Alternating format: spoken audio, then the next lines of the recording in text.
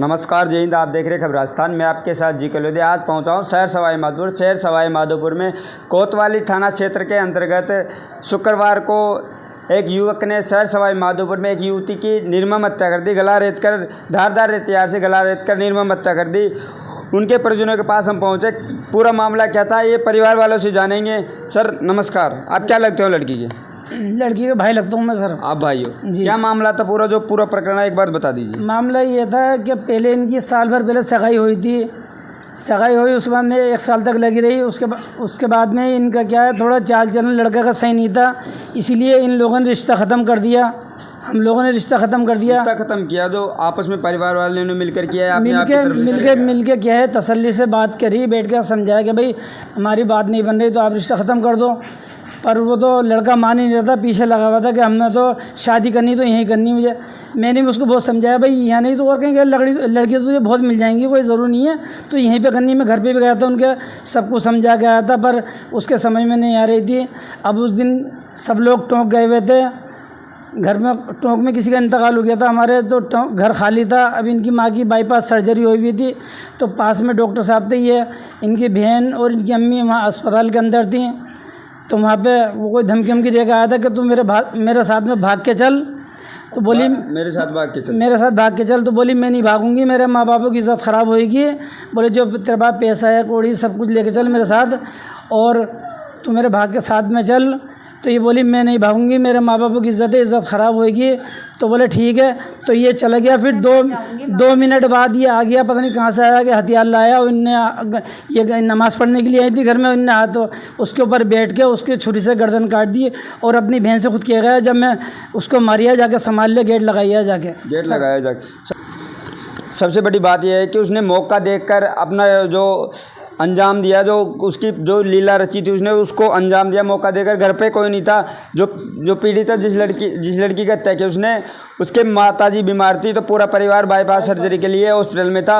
उसके पिताजी को इनके कोई रिश्तेदार जो एक्सपायर हो गए थे, उनके कौन मौजूद था उस दिन यहाँ पे? घर पे कौन मौजूद था? आप मौजूद थी? मरने वाली लड़की और एक वो थी जिसका इंतकाल हुआ वो थी और एक आप थी। क्या पूरा मामला था? कब आया था? कितने बजे की घटना है? अस्पताल में थी। मैं तो ना अस्पताल में थी। आप अस्पताल में थे? हम दोनों बहनें अस्पताल में ही थे ना, हॉस्पिटल में थे। पहले मैं घर पे आई, मैंने ना क्या नाम से उससे कहा, मैंने तुम पापा भी थे, पापा तो भर्ती करवा के चले गए थे वो, और पापा ना दोनों टोक जा रहे थे। तो ना क्या नाम से इतनी सी देर में ना मेरी मम्मी की तबीयत ऐसे उल्टी हो रही थी उनको। तो मैं ना मम्मी को ना बाईपास सर्जरी 18 दिन लेकर आए हम हॉस्पिटल में से लाने के बाद है ना, उन्होंने डॉक्टर साहब ने पूछा तो मम्मी की तबीयत ठीक है। हमने क्या हाँ उल्टी वगैरह पूछ रहे थे, हमने क्या नहीं हुई उनको, है ना। तो वहाँ से दवा ववा दे दी उन्होंने, यूँकि सही है, यूँकि एक्सरा वगैरह सब हुआ उनका, यूँकि सही है, यूँकि ये हमारी अम्मी बेहतर थी, है ना। तो वो हम दवाई वगैरह लेके आ गए, है ना। 2 दिन छोड़ के हमारी अम्मी को उल्टी होने लग गई।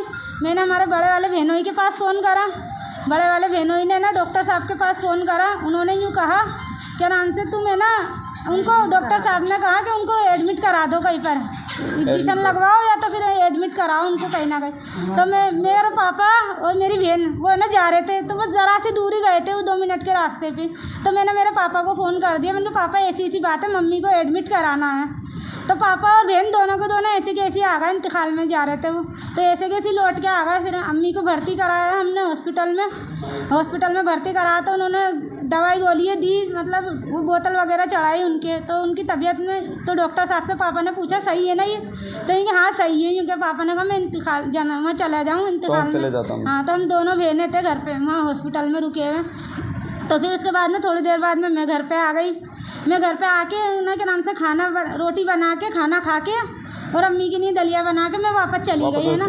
वापस हॉस्पिटल चली गई। अब उसको भी भूख लग रही थी, तो है ना क्या उन्होंने कहा मैं भी खाना खा लूँगी, और है ना के नाम से नमाज का भी टाइम हो रहा है, मैं नमाज़ पढ़ के मैं आ जाऊँगी, फिर तुम नमाज़ पढ़ने चली जाना, हमारे पास में ही है। अब उन्होंने कहा ये ना के नाम से उसको देख लिया, उसको देख के उसको पकड़ लिया, उससे कहने लग गया देखा है या किसी ने मुखबरी करी है, या अल्लाह ही मालूम, अल्लाह के वेद अल्लाह को ही मालूम, या उसको किसी ने देखा है या किसी ने मुखबरी करी है उसकी, या वो खुद मुखबरी करके गया होगी, घर पे कोई नहीं, मौका देख लिया उसने, उसके बाद में फिर घर पे आके दोनों 3 दुकानें बंद थी। हमारी दुकानें मदीना होटल थी, वो भी बंद थी दोनों। तो उसने मौका देख लिया कि हाँ कोई नहीं है सब, और उसको मेरी बहन को शहनाज को आते हुए देख लिया, तो उससे कह रहा था तुम्हारे पापा ने जो पैसा दिया ना वो लेके भाग, और सोना धोना ना जितना भी घर का वो लेके भाग। उनने कहा मैं ऐसा कभी भी नहीं करूँगी, मैं अपनी जान दे दूँगी, मतलब मैं मेरे माँ बापों को है ना के नाम से मुँह काला नहीं करा सकती। तो उसने यूँ कहा, फिर है ना के नाम से उनने क्या पता क्या क्या वो कह रहा होगा मेरे साथ भाग ले। उनने कहा नहीं मैं नहीं भागूँ। मैं उसको बोल रहा था, जो आपकी बहन है उसको बोल रहा था कि मेरे साथ भाग ले, ताकि मेरे साथ भाग ले, मेरे साथ भाग, क्योंकि उसे मोहब्बत नहीं थी, हैवान था वो तो सिर्फ पैसे के लिए कर रहा था, बस कैसे भी करके मेरे पास पैसा हाथ लग जा। अब है ना के नाम से वो घर आ गई। अब घर पे उसने बहन ने ना के नाम से खाना खाया होगा, उसने कुंडी इसलिए नहीं लगाई क्योंकि हमारे पल पल में मेहमान आ रहे थे, कभी ये भाई आ रहे हैं, कभी वो भाभी आ रही है, कभी हर रिश्तेदार आते ही है घड़ी घड़ी में मिलने के लिए। उनने सोचा हमारे नमाज में गेट नहीं खोलते, तो उन्होंने सोचा कोई आएगा परेशान होएगा, तो वो नमाज़ पढ़ने बैठ गई। वो यहाँ नमाज़ पढ़ ली थी। अब वो पीछे से घुस गया और उसको चाकू ला के उसको दिखाया होगा, तो वो नमाज लेके ना नाम से अंदर अपना बचाव के लिए भागी होगी। तो क्या पता उसको कैसे मारा, उस पर बैठ के मारा है, उसके 2 पैर नीचे लटक रहे थे, और है ना के नाम से वो पड़ी हुई थी, और है ना के नाम से उसकी गर्दन काट दी थी पूरी, खाने की नली तक की ना पूरी ख़त्म हो गई थी उसकी। मेरे पास गया वो हॉस्पिटल में, मुझसे जाके कहने लग गया, पहले किसी से पूछा उनने को जेबा कहाँ है। घटना को अंजाम देने के बाद में आपके पास भी पहुंचा हुआ। देख लीजिए आप, घटना को अंजाम देने के बाद में, इतनी हैवानियत करने के बाद में, मर्डर करने के बाद में भी उनके जो इनकी माँ हॉस्पिटल में एडमिट थी, ये खुद वहाँ थी, वहाँ पे पहुँच के इनसे बोल रहा है कि मैं आपकी बहन का मर्डर कर आया हूँ, उनका हत्या कर आया हूँ, आप जाके देख लीजिए। उनने यूँ कहा आपने ये रहा चाकू, और यूँ क्या मैंने चाकू दिखाया था मेरे को, यूँ मैं मारी आया और सब तरफ की कुंडी लगा कर आया, मेरी मम्मी के सामने क्या करा, मेरी मम्मी की और तबीयत खराब हो गई, जब से वो संभल नहीं पा रही, मतलब आज जयपुर एडमिट किया है, आज उनको जयपुर लेकर गए, मतलब उनकी तबीयत में सुधार नहीं है, उनकी बाईपास सर्जरी हुई है। उनसे यूँ कह दिया कि मैं मारी आया। अब वो परेशान, वो मैं भी घर भाग के आ गई ना, तो वो और उनकी तबीयत ख़राब हो गई मेरे पीछे। फिर मैं आई, मैंने कुछ नहीं देखा, मुझे उसके बारे में वो हुआ, तो मैं ऐसे कैसे दौड़ी हुई घर पे आई, तो वाकई में सब जगह की कुंडी लगी हुई थी, जैसा वो कह रहा था ना कि मैं कुंडी लगा कर आया और मैं जा रहा हूँ। अब मैंने ना, हमारे दिल में छल कपट नहीं था, मैंने कहा कौन ऐसा करेगा, इतनी बड़ी हत्या कौन कर सकता है ऐसा। फिर भी मैं घर आई जल्दी से, तो हमारे मेन गेट की किवाड़ लग रहे बाहर के, और अंदर देखा ना तो वो ख़त्म पड़ी हुई थी, अंदर देखा तो ख़त्म पड़ी।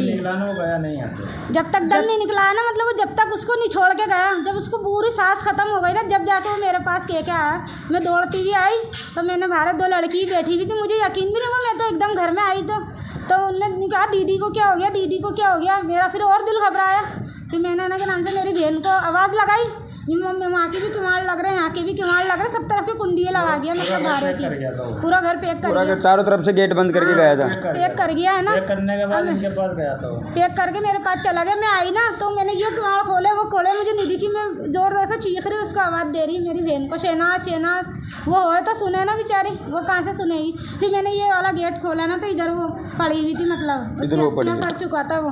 आप उनके लड़की के पिताजी हैं? जी। कितने साल आपकी ये आपकी बच्ची है जिसकी उन्होंने हत्या की है, कितने साल पहले आपने सगाई की थी? 1 साल पहले। 1 साल पहले सगाई की थी। हाँ। जब आपने सगाई की उसके बाद में जो वो लड़का था उसका चाल चलन कैसा था? जब तो सही था उसका चाल चलन, फिर जो है ना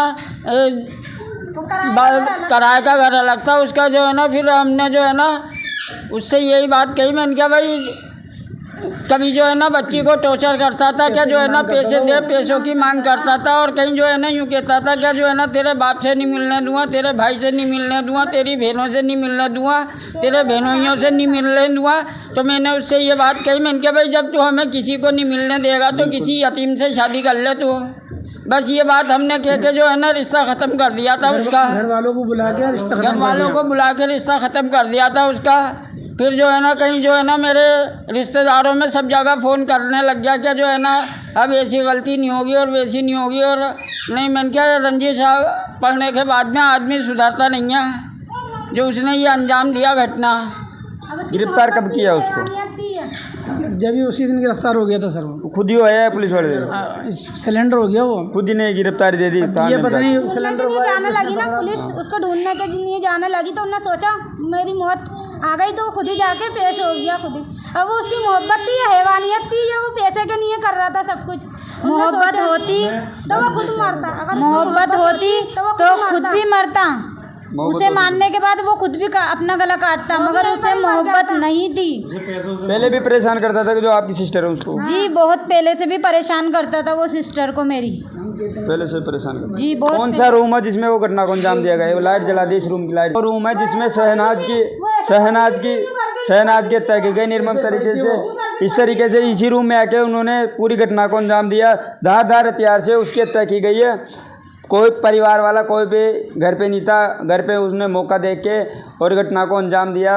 परिवार वाले इंसाफ चाहते हैं कि हमें इंसाफ मिले बस। बिल्कुल हम यही चाहते हैं सब, इसको फांसी होनी चाहिए हमारे, बस और हमें कुछ नहीं चाहिए। हम फांसी चाहिए, उनको सिर्फ फांसी की मांग चाहते हैं। फांसी चाहिए, हमें फांसी चाहिए। फांसी चाहिए, फांसी चाहिए हमें, तो फांसी में मिलना चाहिए उसे।